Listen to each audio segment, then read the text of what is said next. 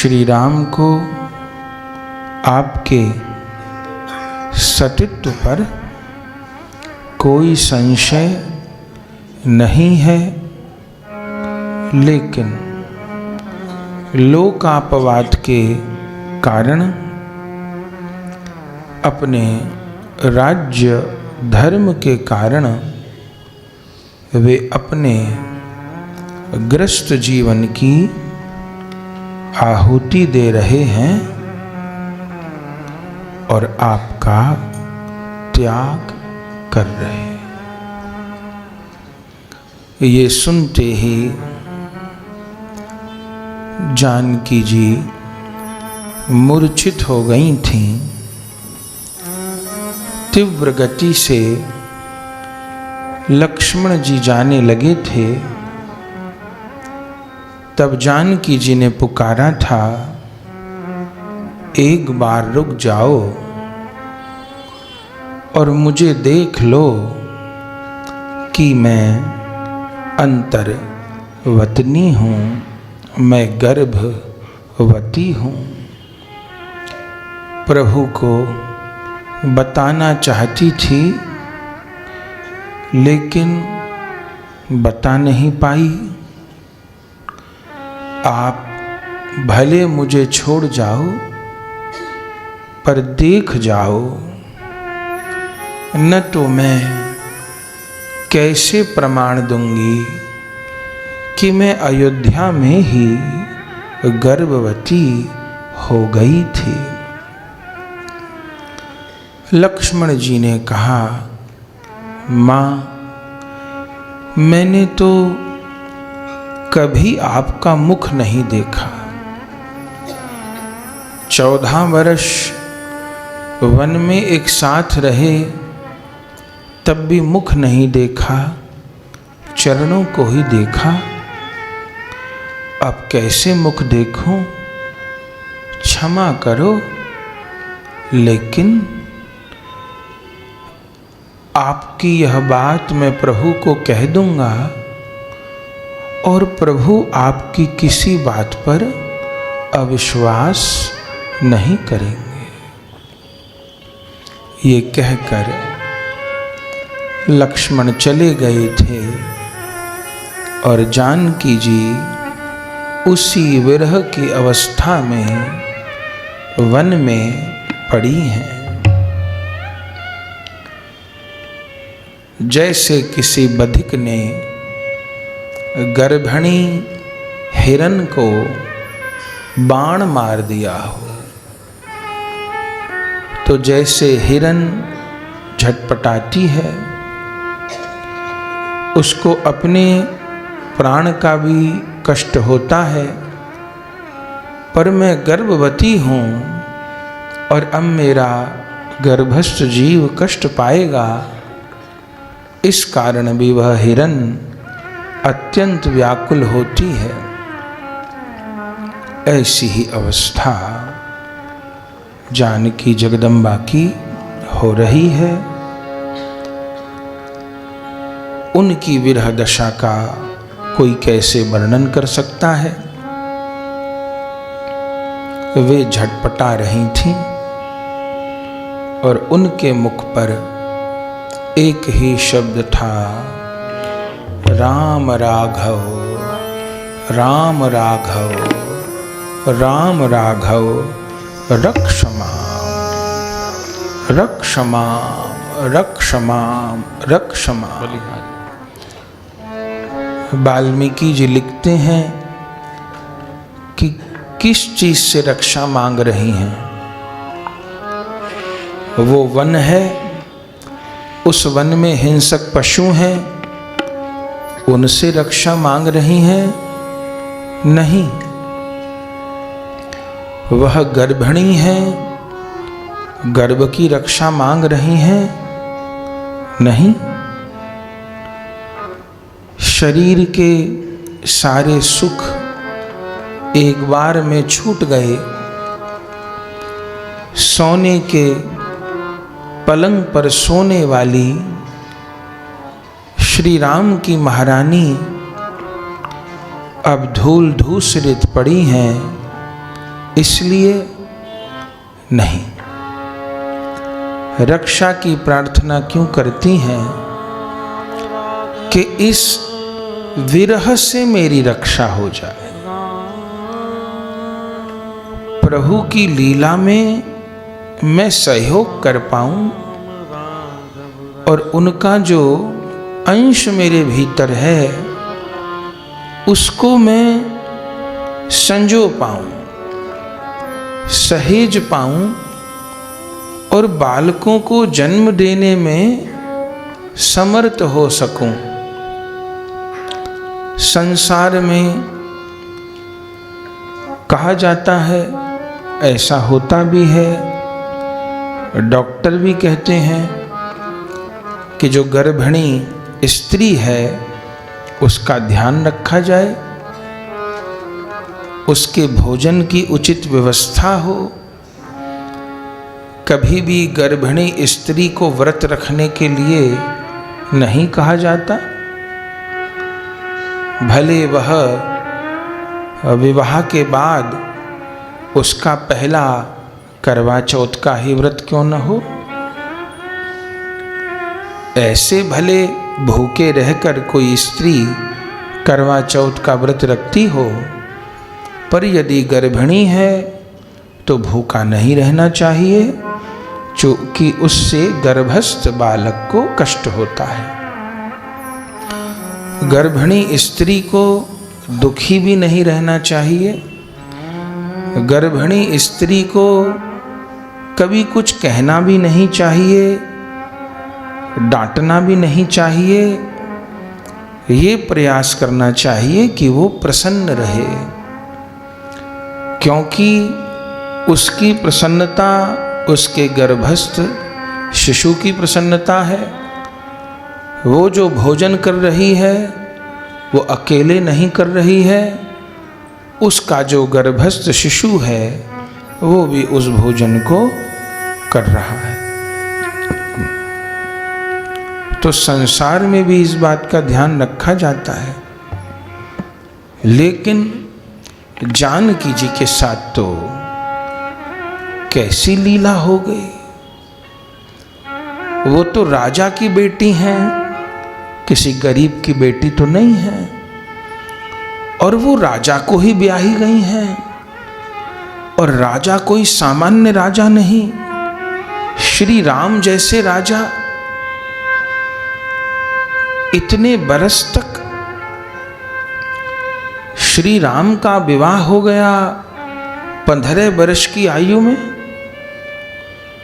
उसके बाद भी 12 वर्ष तक अयोध्या में रहे, अवस्था हो गई 27 वर्ष की। जानकी जी की अवस्था हो गई 18 वर्ष की। उसके बाद भी 14 साल वन में गए, तो और 41-42 वर्ष की आयु में श्री राम ने रावण का संहार किया, राजा बने।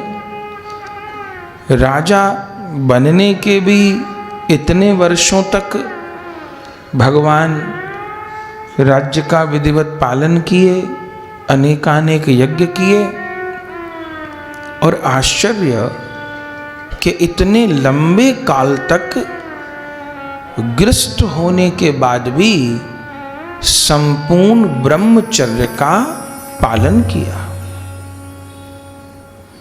और केवल श्री राम ने नहीं, सब भाइयों ने। श्री राम के अनुवर्ती हैं तीनों भाई।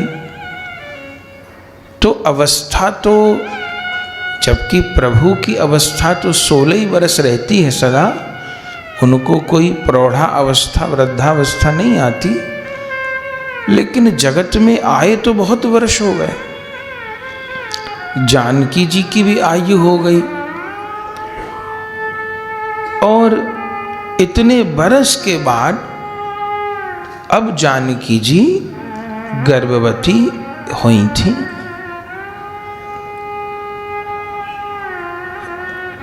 जानकी जी दिव्य गर्भा हैं। कुछ बातें आंतरिक हैं, पर प्रसंग है तो कह देनी चाहिए। श्री जानकी जी को एक ही बार रजो दर्शन हुआ। संसार का नियम है कि रजो दर्शन के पश्चात स्त्री गर्भ धारण करने में सक्षम होती है। रुक्मिणी जी को जीवन में केवल 10 बार रजो दर्शन हुआ, 11 बार। तब 10 पुत्रों का जन्म हुआ और 1 पुत्री का जन्म हुआ, बाकी नहीं। भगवान के परिकर दिव्य होते हैं। श्री जी, श्री राधा रानी सदा किशोरी क्यों हैं? उनको कभी रजो दर्शन ही नहीं है।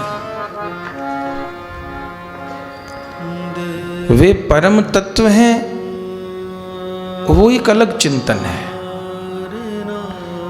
लेकिन श्री राधा सदा किशोरी क्यों हैं? श्री राधा के कोई संतान नहीं, उनको रजो दर्शन ही नहीं। वे केवल नित्य किशोरी है, एक बालिका है। इसलिए ब्रज में कोई राधा रानी को मां नहीं कहता, अपराध जैसा मानते हैं। वो नित्य किशोरी हैं।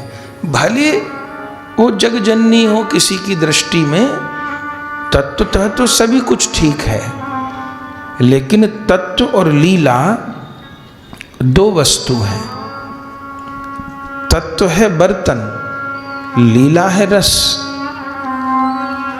तत्व के बर्तन में लीला रस को पिया जाता है। कोई गिलास को नहीं पीता, दूध को पीते हैं। लेकिन दूध पीने को गिलास भी चाहिए, और गिलास साफ और शुद्ध भी चाहिए। तो तत्व बर्तन है, पीना तो लीला रस को ही है, लेकिन तत्व को विसार के जिन्होंने लीला का गान किया, लीला का श्रवण किया, वो कभी बहक भी गए, ऐसा भी हुआ। तो एक ही बार रजो दर्शन हुआ है। विहार तो भगवान सीताराम का नित्य है, लेकिन जब वे अवतार धारण किए हैं तब कैसा आदर्श उपस्थित किया है, वह श्री राम के ही सामर्थ्य है। श्री राम ग्रस्त होते हुए भी पूर्ण ब्रह्मचारी है। क्यों? क्योंकि श्री राम का जो जीवन है वह नरोत्तम का जीवन है, नरों में उत्तम। तो शास्त्र क्या कहता है? शास्त्र कहते हैं केवल संतान प्राप्ति के लिए ही ब्रह्मचर्य को शिथिल किया जाए। सहवास को शास्त्रों ने मौज मस्ती का साधन नहीं माना। स्त्री पुरुष का सहवास प्रजा उत्पत्ति के लिए है। जहां इसको मौज मस्ती का साधन मान लिया गया तो वहां जीव नारकीय हो गया, वहां तो उसका अधोपतन प्रारंभ हो गया। वो तो मानव जीवन की सर्वोपरि शक्ति है। अपने यहां विरक्त में और ग्रस्त में बस इतना ही अंतर था कि विरक्त संपूर्ण जीवन विरक्त रहता था और गृहस्थ केवल अपने ब्रह्मचर्य को संतान उत्पत्ति के लिए शिथिल करता था, अन्यथा कभी नहीं। विवाह के पश्चात भी अपने यहां कहीं भी शास्त्र में स्त्री पुरुष का सहशयन नहीं था। तो श्री राम गृहस्थ आश्रम में रहते हुए भी वे अखंड ब्रह्मचारी ही हैं। ऐसा ही स्वरूप जानकी जी का है। तो एक ही बार रजो दर्शन हुआ है, वह भी दिव्य रजो दर्शन हुआ, और उस रजो दर्शन के पश्चात श्री जानकी जी सगर्भा हुई हैं। तो सामान्य चर्चा है कि स्त्री कष्ट न पावे, दुख न पावे, तनाव न ले, कोई पीड़ा न हो, भोजन आहार दूध दही घृत अन्न आदि शाक शर्करा आदि उसको प्रचुर मात्रा में मिले। चूंकि माँ के भीतर बालक पनप रहा है, उसका शरीर निर्माण हो रहा है, माँ भूखी रहेगी, बालक का विकास रुक जाएगा, बालक पुष्ट नहीं होगा। इसलिए गर्भिणी स्त्री को भरपूर आहार देना चाहिए। लेकिन यहाँ कैसी अटपटी लीला हुई, भरपूर आहार तो क्या, 2 समय की रोटी भी नहीं रही। यहाँ कैसी लीला हुई, दुख न दिया जाए, कटु वचन न बोला जाए, यहाँ तो विरहीन को बाण लग गया, यहाँ तो उनका निशासन ही हो गया। अरे ना, कैसी लीला। तो जानकी जी जो प्रलाप कर रही हैं, लेकिन कैसी अनन्य निष्ठा है जानकी जी के उस प्रेम को, जानकी जी की उस भक्ति की सीमा को हम कलयुग के जीव थोड़ा अनुभव करें। इस स्थिति में भी उनकी दृष्टि में श्री राम निर्दोष हैं। बलिहारी स्वप्न में भी श्री जानकी के मुख से कभी एक शब्द नहीं निकला। उन्होंने कभी, सारी जिंदगी बीतेगी वाल्मीकि जी के यहाँ, कहीं स्वप्न में मुख से कह देना तो बड़ी बात हो गई। उनके हृदय में भी कभी ये भाव नहीं आया कि मेरे साथ बुरा हुआ। क्या न हृदय में विचार आया, न स्वप्न में। उनके लिए श्री राम निर्दोष हैं। अरे कोई अपने को ही तो कुछ कहता है, घर में मेहमान आए और उनके लिए भोजन मिठाई बनाई जाए और मेहमान ज़्यादा आ गए, कुछ सामग्री कुछ कम रह गई, तो जो पति है वो किसको कहेगा कि तुम अब खीर मत लेना, तुम रायता मत लेना, तुम थाली में मीठा मत डालना, चूंकि लोग ज्यादा हैं, कहीं सामग्री कम ना हो जाए। वो पति किसको कहेगा? अपनी पत्नी को ही तो कहेगा, कि मेहमानों को कहेगा कि आप खीर मत लो, सब्जी मत लो। वो उनको तो भरपेट खिलाएगा, पर अपनी पत्नी के कान में कह देगा कि तुम खीर मत लेना, तुम अभी मत पाना, मुझे तो मजबूरी में उनके साथ बैठना पड़ रहा है, मैं भी बहुत थोड़ा लूंगा, मेहमान लोग तृप्त हो जाए। तो ये बात अपनी पत्नी को तो कहेगा, अपने जन को तो कहेगा, समाज को तो संतुष्ट करेगा। तो जानकी जी यही सोचती हैं कि प्रभु पे धर्म रक्षा का जब संकट आ गया तो उन्होंने मुझे कह दिया, तो इसमें क्या गलती? मेरे प्रभु तो सदा निर्दोष थे और सदा निर्दोष ही रहेंगे। फिर मैं रोती क्यों हूं? रोती हूं कि प्रभु का विरह हो गया। मेरा भाग्य ही ऐसा है। वहां लंका में भी इतने दिन का विरह हो गया। अब सोचा था अयोध्या में तो भगवान की सेवा और भगवान का दर्शन प्राप्त होगा, लेकिन मेरे भाग्य का ही दोष है। वे तो स्वप्न में कभी श्री राम का दोष नहीं मानते। ये जानकी जी की भक्ति है।